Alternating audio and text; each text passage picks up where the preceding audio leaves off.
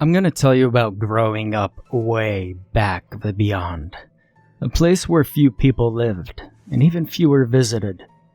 It's a place in Louisiana, and in that place, time tools by in granny gear, soaking up every nuance life has to offer, relishing the good and wallowing in the pain, just getting a good belly full of it all.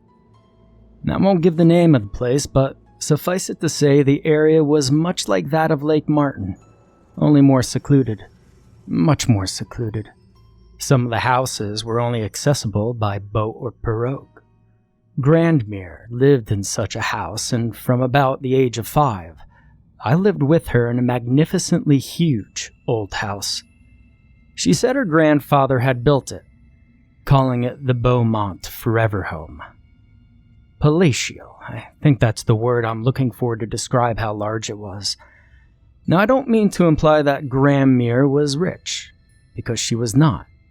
We always had what we needed, but we worked the land. Hell, we sweated, and we were tired when bedtime rolled around. And my aunt and her 4 girls came around twice a month and stayed a total of 4 days each time. They cleaned, and sometimes brought a handyman around to do small repairs. My cousins ignored me, but I guess older girls had more important things to do than to entertain me. And by older girls, I mean they ranged in age from 8 to 16. My aunt didn't pay attention to me either. She was my father's older sister, and I got to a point that I made myself scarce when they were there. They were the only family that ever came to visit, and from the way they never talked to Grandmere, I could only surmise that the relationship between them was very strained. Now, for the first year, I was so busy adapting to the constant work that I barely had time to register that we were truly alone out there in that big old house. By the end of my second year, I had adjusted, and I started to realize how empty the place was. At one time, Grandmere told me, she had a small staff who helped her with the running of the place, but not just anyone. She never told me why, but I suspected it was financial in nature. Even with all my aunt's good intentions, the place fell into disrepair. At 16, I knew it wouldn't be long before the whole place was unfit to live in. The only thing in worse shape than the house was Grandmere. She died just before my 17th birthday. Then the house passed to my aunt, who sold it for a pittance without even consulting me. She was glad to be shed of the place, and me, I think. When I asked her if I might buy it from her, she acted as if I weren't even there, and I went out into the world, angry that twice now, everything I had known and loved had been ripped away from me. I wanted money. I wanted food I didn't have to plant, hoe, dig, pick, preserve, and cook myself. I wanted everything, it seemed. The world outside that sagging old mansion was chock full of things. New, bright, shiny things, and even brighter opportunities. First order of business was college. It wasn't easy, but I got through. Funny, come to think of it, I don't remember registering or orientation, nothing.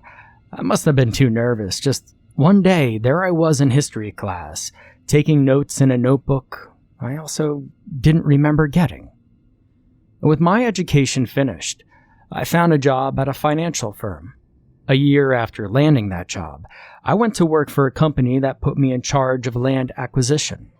It was a pie job with high pay, and the easy pathway to advancement was laid before me like a feast. And I was hungry. I figured I would be able to advance to being second or third under the main boss within a few short years. 5, maybe 6 at most. And it was during a land buying deal that I found out I missed the way I had grown up, the fast pace of the city. Even the small town life I had tried was too much for me. I could keep up, but after a few years, I didn't want to anymore. The constant noise, what I call background noise of city enveloped me. In fact, it smothered me. kept me from relaxing or sleeping. I couldn't even stay at home without being bombarded by other people's lives. The neighbors? I could hear everything. Every argument, every fight, their music, and just so much more. I had to get out of the apartment if I hoped to keep my sanity. So, driving to look over a large piece of land that my company was going to purchase for building apartments on, I drove by the house I knew I was going to buy. It called to me. The road narrowed and ran out before me like a black ribbon. The air changed. I know that sounds weird, but it did. The air tightened, it became cooler, and was sweetened by the smell of flowers, tanged with the odor of nearby swamp, rich and pungent flowering just under the light scents of phlox, hibiscus, and swamp azaleas. And to the left of the narrow road lay the swamp. It wasn't close, but I could see its beginning point through the trees and thickets of scrub bush. To the right, lush green ran far back towards a perimeter of well-kept trees. A large vegetable garden came into view, also well-tended. Live oaks and cypress grew in the side and front yard. In the center of all this beauty stood a large, 3-story sprawling house that just took my breath away. For a moment, it was like looking at Grandma's house, back in its youth, when it had been fresh and mostly new. And so I slowed the car to a crawl, and then to a stop at the long, wide gravel drive bordered by twisted live oaks draped with Spanish moss. Let me tell you, it was a movie set entrance for the property and the house. And right then, I knew I was going to move out of the apartment in the city.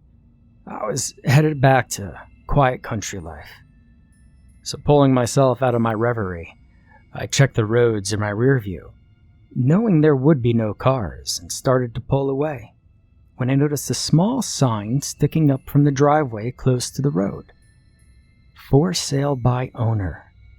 Now, looking at the house and the land again, I shook my head.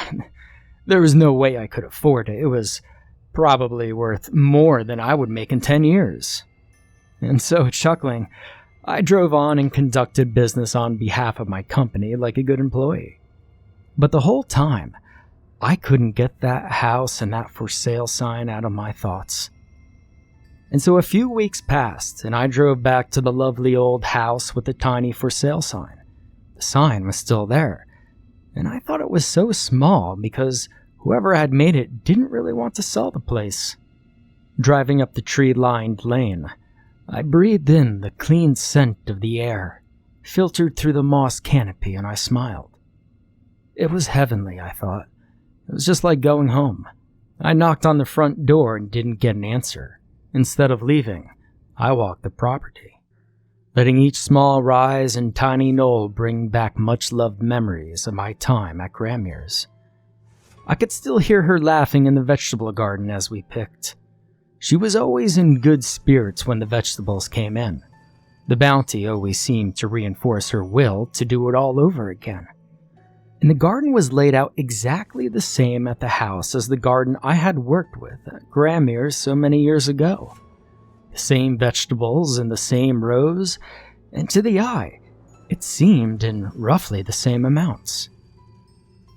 Shaking off a dizzy bout of déjà vu, I turned to the back of the house, and again, there was the sense I was looking at the old house made new and placed on another plot of land. I came over all sick for a minute and bent over, holding on to my knees to keep balance. Not caring to stay any longer, I walked toward the car, and when I sat behind the wheel, I looked up and the front door was standing open. I rolled down the window and yelled, "Hello? Anybody there?" Curious, I got out of the car and yelled again, but still no answer. Not wanting to leave the property with the door open, all sorts of critters could wander inside, I slowly mounted the steps, calling out again. The only sound was my own voice echoing back to me lightly from inside. As I approached the front doorway, a chill breeze whooshed out, circled me like a gentle twister, lifting my hair and ruffling my shirt against my chest. It was heavily scented with rose perfume, the same rose perfume my grandmother used to wear. It was inviting, like an old friend, or your beloved grandmere, waving you inside to have a cool drink and rest after, say, a long day in the field. I called out again, this time stepping 1 foot over the threshold. My voice echoed back to me, but there was no other sound. I figured since, well, I was already inside, and the door was open, that it wouldn't hurt to have a look around. The place was for sale after all. Now, guiltily, looking outside again, I saw no one. I planned on being quick, and I, of course, would touch nothing. The front hallway was huge and decorated with dark wood paneling and large old portraits. The kitchen lay past the staircase, and I heard small sounds as if someone were cooking. I walked towards the sounds, calling out, not wanting to frighten whoever might be there. And why didn't I just walk back out? I couldn't. The house was so inviting, so homey. And I had an unprecedented urge to see the rest of it. See if the déjà vu happened again since I was inside. Nearing the kitchen, I smelled a rich gumbo cooking and my belly rumbled like I hadn't eaten in a year. The wide door was open and I could see the stove bathed in the sunlight, falling from an unseen window over an unseen old farm sink. I knew how the kitchen was laid out, where the windows were positioned, and every other detail, right down to the hardwood flooring that gleamed darkly in the light. There would be a chunk missing from one of the planks at the front of the fridge. I knew, because Grandmere had pointed it out several times.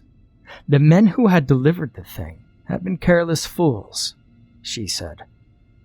My heart raced, feeling like the wings of a hummingbird in my chest as I stepped to the doorway, focusing on the big pot of gumbo on the back eye of the old stove. Hello? My voice was barely above a whisper, and so I tried again. In here, Maurice. Grandmere's voice came from the room at the back of the kitchen that I knew was the pantry. It can't be her, I thought. She's dead. Years in her grave. It has to be the owner mistaking me for... who? Perhaps her son. But that was wrong, and I knew it. She had called me by my name. Grandmere appeared, smiling and carrying a basket of green beans. My leg unhinged and tears sprang from my eyes. On my knees, looking up at her, I couldn't speak. My mouth moved, but no words came out, only a long, low moan. She dumped the beans into the sink and turned to me. I was wondering when you'd show up. I've been waiting for ages. She gathered the hem of her dress and apron and knelt before me. Now, get up. There's so much work to do, Maurice. God knows I can't keep doing it all by myself. I'm bone tired, boy. Then she ruffled my hair the way she used to when I was a kid, and went back to the sink. A dream, I thought. It had to have been a dream. The thought helped me get off the floor anyway, and I asked how she could be there as I stood beside her, staring at her unchanged profile. Her laughter caught me off guard and I backed away a step. Then her expression went serious. Oh, Lord, child, you are still confused. She clucked her tongue, shook her head sadly, and took my hand to lead me to the entry hall again. She pointed to a family portrait. I looked at it. It was of me and my parents. The only thing is, I never posed for that portrait. We had no family pictures that I knew of. She pointed to a date at the bottom of the painting. 1971. Well, that made no sense at all. I mean, the year was 2020 and I'm 25. I wasn't alive in 71. Grammer pulled a newspaper article from the drawer on the hallway table, laid it down, and pointed to it. The headline read, "Fatal Crash Claims Family of 3. Belinda Beaumont, 24. Raymond Beaumont, 27. And son Maurice, 5. All perished in Sunday's crash." The grainy pictures of us caused my stomach to churn. The date at the top of the page made me swoon. It was dated 1971. I tossed it toward the table and back toward the door, which was now closed. Grammer, without looking at me, began to fold and put the paper away as she spoke. When a child gets snatched out of life before the age of 6, well, they immediately return to whoever and wherever they felt the most love and comfort. Before 6, kids are still walking around with one foot in this world and one in the other. You see, sudden death confuses them. They can't process what's happened. And all I could say was, "No, this can't be true, I'm real." And she nodded. "Well, as real as me, as real as this house." She finally turned to me. "Who brought you to my house all those years ago?" She paused and nodded again. "Well, you don't know because no one brought you. Remember how your aunt and cousins used to ignore you? How little Chelsea, the youngest, would sometimes grin at you before running away to be with her sisters? Well, did any of them speak to you?" After a moment, she nodded. I said, "But you were alive. How was I with you?" She shook her head. "Well, I died 6 months before. Massive heart attack, right there in the kitchen after working all day in that damn garden." She pointed to the spot in the kitchen between the stove and the sink. It all came together and started to make sense about my aunt and cousins and the way she treated me on her visits. "But Grammer, you died and I grew up. I moved on, I went to college, and I got a job. I live in a shitty apartment so I could save money to buy a place like this one." Hysteria crept into my voice, into my body, and I tried the doorknob. The door was locked or stuck and wouldn't budge. I started to scream and kick at it. Then I pounded the long window to the side and it wouldn't break. I turned to scream at Grammer, and she slapped me hard across the cheek, just like she'd done when I was 5. "Maurice Beaumont, this is your life now. So be a man and embrace it, 'cause it's the only thing you have now." Then she hugged me and shushed me, and I was a child again, finding solace in her arms. It's all been a part of your confusion, child. When you calm down, you'll see that I'm right. She opened the front door and we stepped onto the porch. The car was gone. The driveway was gone. The road was gone, replaced by a wide swatch of swampy river. Pulling up an ancient-looking rocker, she sat looking towards the swamp, as I had seen her do so often in years past. "You never left, boy. You only thought you did, but I always knew you'd find your way back to me." And now, I'm left trying to figure out what's real, what's not, if I'm alive or dead. Some mornings I wake up and I'm 5, and sometimes 7 or 10. I dress and run downstairs to help Grammer with whatever work she had planned for the day. Other days, I wake up and I'm 25 or 35, and still we work just as before. And some nights, as I'm falling asleep, I'm certain that I'm dead, and this is my afterlife. And other nights, I wonder if I'm sitting in a mental hospital, and this is only in my head.